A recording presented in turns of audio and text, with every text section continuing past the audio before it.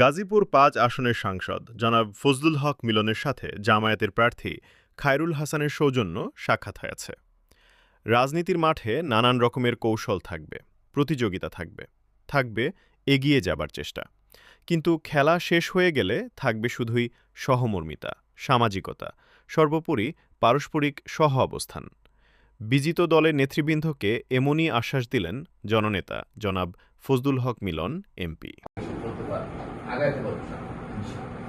আপনাদের দাবি থাকতে পারে, খালি আপনাদের সামাজিক দাবি থাকতে পারে, রাজনৈতিক দাবি থাকতে পারে, উন্নয়নের দাবি থাকতে পারে, কেন হবে না?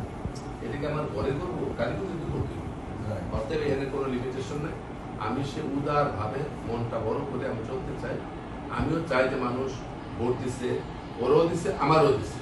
আমি নির্বাচিত হয়েছি হইতে পারেনি, আবার এক সমস্যা হইব, আরেকজন হবে না, সেটা হবে। কিন্তু এই প্রত্যেকটা ভোটেরই সমান আমাদের পূর্বপক্ষে রক্ষা করা দরকার। মানুষ যে প্রত্যাশা ভোট দিচ্ছে, যে বিশ্বাসকে ভোট দিচ্ছে, যখন যারা ভোট দিচ্ছে খায়রুল সাহেবকে, তখন তো তারা মনে করছে খায়রুল সাহেব হইতেছে, তারা যারা দিচ্ছে তারা মনে করছে না ভোটটা দিচ্ছি কেন আমি, যে ওএমপি হইতেছে, এই বিশ্বাসকে ভোটটা দিচ্ছে।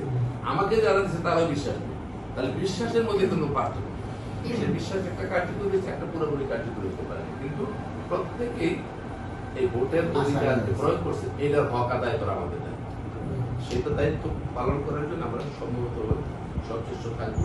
আজকে নবাব দিলাম, আরো পর্যায়ে জিনিস নিয়ে আপনারা আসছেন, আমারও অনেক দূর থেকে আমার